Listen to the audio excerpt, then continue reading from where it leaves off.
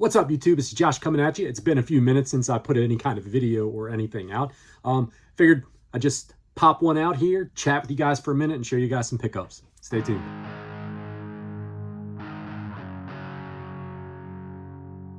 So welcome back in, you guys. So like I said, it's been a few minutes since I put any kind of video out. We have a little pickups video right here. I figured just chat with you guys for a few minutes. Hopefully I won't take too long blathering on. Let me get to the beer first, and we'll get right into the pickup so I don't waste too much of y'all's time, because time is very, very precious. We have the Blood Moon Bliss. This is a delicious blood orange IPA. This was actually the last of a six-pack that I had been holding on to for really about 2 months here, that I got right back at the end of the Christmas season. My daughter gave it to me for a present. She was asking me what would I want for my Christmas present this year, and I said, you know what? She lives 2 states away from me, so I said, why don't you bring me some beer from down there nearby you, something that I can't get up here. So she brought this one along. This brewery is Midnight Brewery, and they are in Goochland, Virginia. And this one, the Blood Moon Bliss, is a 7% ABV, as I said, blood orange IPA. Delicious beer, fantastic nose, very, very citrusy nose on it. And when you take a hit, you know it's good when you get that slurp. This one definitely has a very, very, very orange grapefruit style of IPA taste to it. Blood orange, hence, right? Correct. I'm not even sure where Goochland, Virginia actually is. It might be a place I might have to look up when I'm traveling down that direction. I'm gonna have to go show them some love, because that's an excellent beer.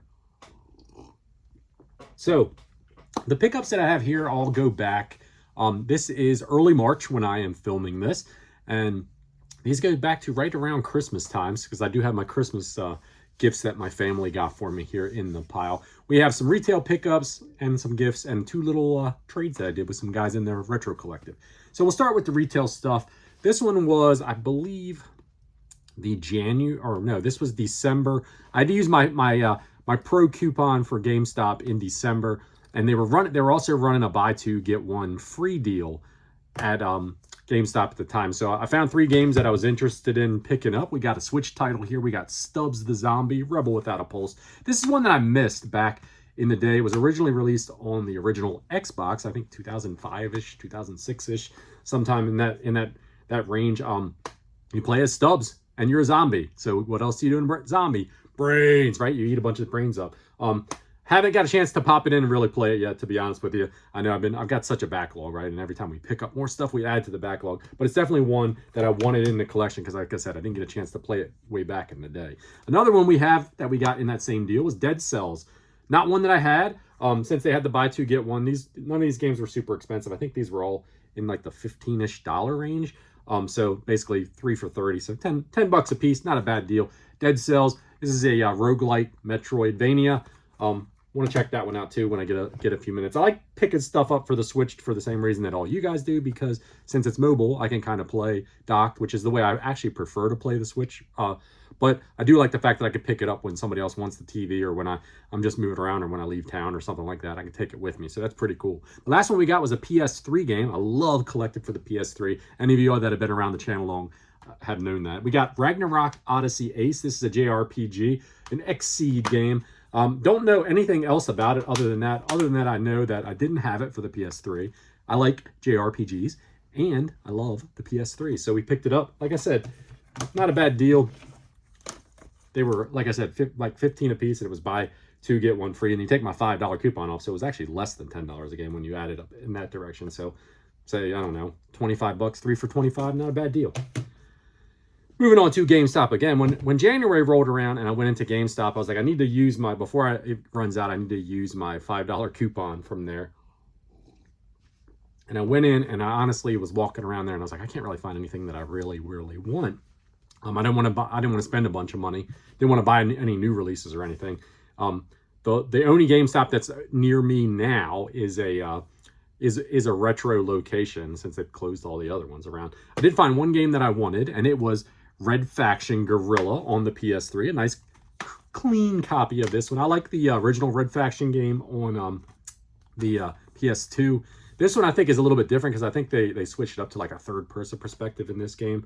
But Didn't have it in the PS3 collection. The problem was I had a $5 coupon, but this game wasn't even $5. It was like $4.75 in a GameStop. And I'm like, well, I got to use my $5 freaking coupon. So now I got to find something else.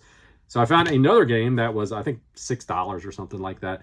We got Alone in the Dark on the Xbox 360. This one is a complete copy as well. I had this already on PS2, but I had read somewhere a while back that they said that both versions of the game are like almost, they're quite different from one another between the PS2 and the 360. So I figured I needed to spend a couple dollars more to use my $5 coupon. So more or less, paid $5 for one game and got a game for free. So not bad at all.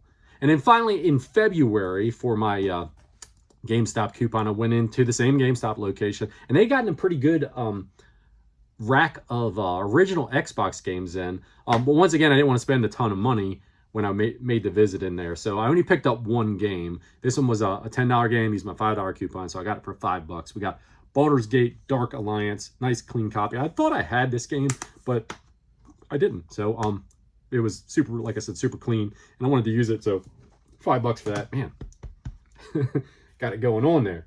Don't want to be too rude to you guys out there, but I'm going to keep drinking anyway. So not too bad. That was my 3 months worth of GameStop Pro stuff. Okay, what else do we got here? Let's go back to we got a couple other retail things. We'll go back to the Christmas presents first to show you guys off. Kind of edge into the other stuff that we have right here. So for Christmas, my wife and my kids, they hooked me up pretty good with some video games. We've got a couple Wii U games. We got How to Train Your Dragon 2 for the Wii U. I really wasn't expecting the Wii U games at all because I have them on a list that I share with my wife in case she ever wants to. She has my want list for Nintendo 64, and Wii U's on that list too because at one point when I was doing the sub boxes, they were the 3 systems that I was getting games for. So like I said, wasn't expecting it. This one is missing the manual. I don't believe this actually had a real manual. It was one of those inserts that says how to digitally, look for the manual online. But pretty cool. I like the movies, and it was one that I didn't have for the Wii U, so I'm stoked that she was able to get that one for me. And then we've got New Super Mario Bros. U plus Super Luigi U, right? This is a one that I actually already had both of these games individually for, so it's more of like a variant that I had on the list. And when I got it, I saw this red case, and I was like, that's really weird. Did somebody like swap the case out? It's a Nintendo case, but like, did they just swap the case out? And that's how it ended up. So I looked it up, and they actually made this double variant for the Wii U with a red case. So it's a little bit. I think this was like an early release compared to the ones that come with the blue case, but so it is a different legitimate variant. I'm kind of retarded about that kind of stuff, right? I kind of like that, but it's also one that I did not have with the combo disc as well. So stoked to add that to the collection as well. Then she got me, and they spoiled me for Christmas here a little bit. She got me those 2 Wii U games. We got 2 N64 games and 2 original Nintendo games here. So for the N64, we have Rally Challenge 2000, super clean cartridge. It came in this like clamshell case, which these are neat, but I don't really collect these clamshell cases. So I'm probably going to see if anybody else around needs it, if somebody wants to trade for something for it, or if I give it away, or I don't know. We'll see what happens with it, but they're pretty neat, but it's just not my it's not the way that I display my games. So I probably won't keep it. I have a few other ones. Man, that thing is a pain in the butt to get back in there. We'll just sit that there for the moment. That one actually is pretty fun, though. Let me elaborate on that game just for a second. It is not a very expensive game, and the N64 has a lot of racing games on it. So you have a lot of choice as to whether or not you want to play for a racing game on it. But the rally games are kind of fun with just the different environments that you can run to. And I was having a good time with this one, messing around with it, playing around with it. I like the way it controlled, like the way it felt as you were turning and drifting and doing different stuff in the game. So that was a pretty cool one, and happy to get that one in the set. Now, the next one is also a racing game for the N64, and we have Scars. Now, I don't really like this game particularly for a racing game. It's one that I didn't have in the set, so I'm glad to add it to the collection since I'm going for that full shot of these. And it's in most excellent condition as well. I just don't really care for the way this game looks or even how this game feels. And honestly, when I think of this game, I think of a couple years ago when Lame Dad did a video where he did a review of it, and he's kind of alluding to the same thing. He didn't like this game at all either. And this game ended up going through the chop saw in his video. So if you guys get a minute and you have never seen that video, go back and check his review on it. It's been a couple years since he put it out, but it was good. It was funny. Next one we have for the Nintendo Entertainment System, we have King's Quest V. Now, I'll figure it out and I'll throw it up here when I edit it as to how many this leaves me with these two sets that I'm running on to now. I'm pretty sure I'm down getting near the 50-ish range for the original Nintendo, but I'll put it up here so you guys know. But King's Quest V, Konami game released. It was a port of a game. I think it was a Sierra game, if I'm not mistaken. It may have been a Broderbund game. I don't know. It was one of those two games that were, or those two companies that were very famous for PC games back in the 80s. But it's a port of it. It's kind of like a point-and-click adventure. Not bad, but probably won't get a lot of love nowadays for me with the limited amount of gaming time I had. If I was a kid, though, back in the day, in the 80s, and I had got this game, I probably would have spent a lot of time with it. But stoked to have that added to the collection. And then we've got one here that was a bit of a banger that they picked me up for Christmas. I know where she got this one from because I was there at the game store when she bought it, but I didn't know she bought it till later on.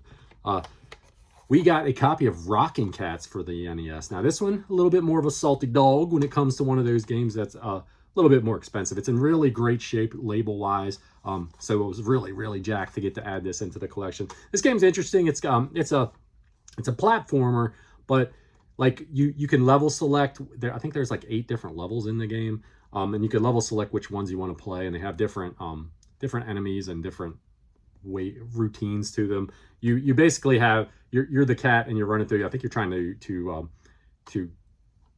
rescue your girlfriend, like an old 1980s trope of lots of video games, right? You know, rescue your girlfriend from the bad guys, or rescue the president, something like that, whatever. But anyways, you have this like mechanical arm thing that shoots out, and that's how you attack the enemies. And it also is like a grapple arm where you can grapple on it and you could spin around to get up to higher levels and things of that nature. There's also a couple other levels in it because when you go to the stage select screen, it looks like a television and you could like click down through the channels. And while I didn't spend any time messing around with them, it looks like a couple of other ones were like puzzle levels or game show things. I could be wrong in that. If you guys know more about it, please put into the comments below. But by the time I see it, I'll probably have played it somewhere. But stoked to get that one into the collection for sure. Valentine's Day. We're jumping all over the place here now. The wife got me a copy of Lolo 3 with a cherry manual as well that came with it. This is the last of the 3 Lolo games that I needed for the Nintendo set. Pretty cool little puzzle games. If you guys have never checked them out, definitely check them out. But kind of unique in their own way. But stoked to get that, man. And this thing is super clean as well. What should we do next? Let's do the trades next. So I was going through a lot of stuff in the game collections, and I kind of pared down a lot. So I have a relatively small, for a number, like for 3.5 months of pickups here, it's a pretty small pile of stuff that I have here. But I probably got rid of more stuff in the last 3.5 months than what I'm adding here for sure. Some of the stuff I've sold, some of the stuff I'm still sitting on, and I'm planning to ship to sell or trade or something like that. But anyways, as I went through all this, before I started selling anything, I posted up in our Retro Collected trade group that, hey, here's some stuff that I have and I'm getting rid of if anybody's interested. So Retro Gamer Knee, check his channel out if you have not. He reached out to me and he said, hey Josh, there's like 5 or 6, 7 games or whatever on your list that I'm interested in making a trade for. He's like, but I don't really have anything new. It's been a while since you and I did a trade. I really don't have anything new to trade. He said, so take a look. If there's anything you want, let me know. And if not, he said, I'm willing to source something for you, right? I'll find a game or something that you're after, game or two that you're after, and I'll pick them up and then I'll trade you for what you got. So I said, hey man, here's 2 games that I'm looking for. I think what he was after from me totaled out at like price charting at like $90. And typically what we do in our trade group is we just do price charting for price charting. If you want like 10 games and they're worth $90 and I want 2 games from you and they're worth $90, it's like an even out thing. So what we did with that was I said, hey, these games that you're after are roughly worth around $90. I was like, here's 2 different games, 2 different options for you to pick up for me. They're both for the original Nintendo, and they're both in the $60 to $70 range. I was like, so if you get me one, not both, but one of those 2 games, we'll just call it even on the trade. So he found me a good one. We got bases loaded 4. Now, I say a good one in the sense of, yes, this is of the 4 bases loaded games that are on the Nintendo, this is the more expensive one of those bunches. Like I said, it's running in that $65-ish range or something. At least last time I looked at it, it was. Just one that I hadn't come across anywhere at all. I had the other 3. They're much cheaper games. They're like under $10. Those games are. Probably the reason is because there wasn't as many copies made of this, because it's a later release than the original 3 were. But the bases loaded games are just not good baseball games on the Nintendo. They just aren't. The perspective is really what messes you up, because the perspective, whether you're pitching or you're hitting, is directly from behind the pitcher. So it's hard to get your timing out for when you're hitting. It kind of really makes the game suck. And there's so many better baseball games on the Nintendo.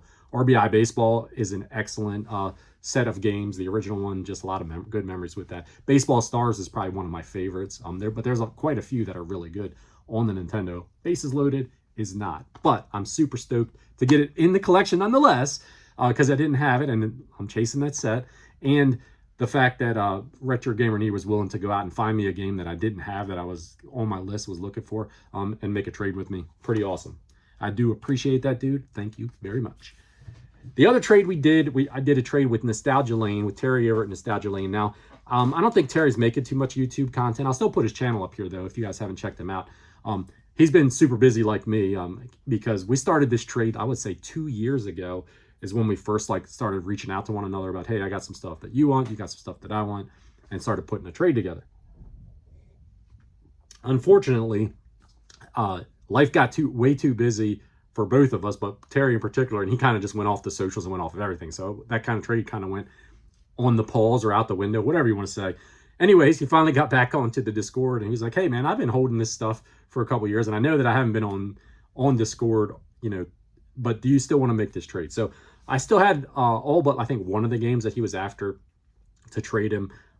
We started finagling back and forth. It was probably a little over a month, because the games that I got from him were some hitters that a little bit more valuable than the games that he wanted from me. So I had to figure out something to get in his hands that he wanted that would make the difference up to him. We finally figured all that out, made the trade. Terry sent it along. He sent some really cool extras, which I do not have sitting here with me because I've kind of scattered stuff around. He sent me some really cool stickers and trading cards. I'll show you guys some B-roll of that stuff that was in the trade box that he sent along. Like I said, these were the freebies. They were the extras. And then he had some t-shirts that he had reached out to the Discord group a while back as well, and said, hey, if anybody wants these t-shirts, I'm going through a bunch of gaming t-shirts if anybody wants them. So I picked a couple of those out that I thought were really cool. I picked up this really cool Legend of Zelda one. I ended up giving that one to my son. It's got some really cool graphics on it, though.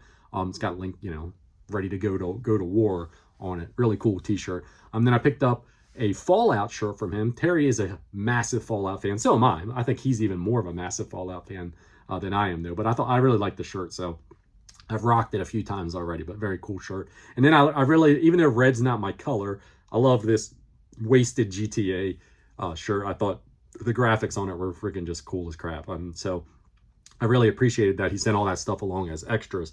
The stuff we traded for, though, I got 3 games right here. I'm not sure if he'll make a video for what I sent his way or not, but if he does, that's great. If he doesn't, then, you'll just have to trust me that I sent him some cool stuff that he was happy with, too. So the first one we got is for the PS3, because I love it. I told you I love the PS3. I love it almost as much as the NES.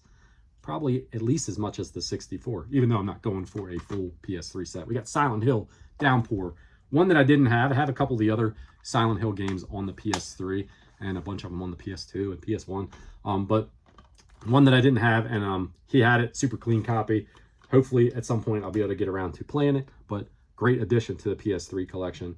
For the N64, we've got StarCraft 64. We'll put up here what I'm up to now, like I said a few minutes ago, with the collection. But this is one that I didn't have as well.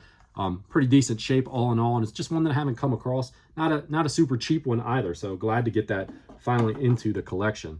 And then we've got Conan for the NES. This one is an excellent shape, the cartridge is. Not a very good game, not a very fun game. Kind of like I guess you'd call it an action platformer. I don't know, you attack and you jump around. It's just kind of really wonky, the controls are, and the way that you pick weapons and things up. The best part about it is probably the label art, to be honest with you, because it's got some badass Conan label art on it. But stoked to get that in the collection as well. 2 more things we have right here, though. That was the 2 trades that I made with the fellas. Please go check their channels out if you have not. we got this one off of eBay, another NES title here. We got Toxic Crusaders. This is a pretty cool little beat 'em up for the system. This game, the reason I picked it up, because I really wasn't, this was back in December when I bought this.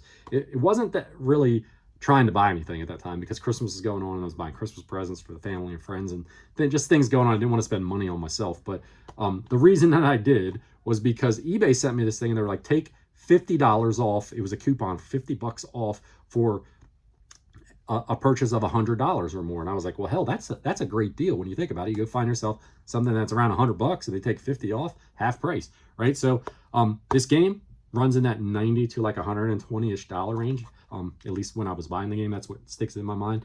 I'm not exactly sure what the PC value is it currently, but still, nonetheless. So I was able to pick this game up for $50. So because I think it was like $100 plus shipping, so it was probably a little bit over $50, but still half price. And really cool beat 'em up, and one that I didn't have in the collection. And the final game I have right here was actually the most recent pickup of any of these. I just picked this one up last week, actually. Walked into one of my local game shops, hadn't been in there in a while, Play Raven video games in Eldersburg, Maryland. I'll give them that plug.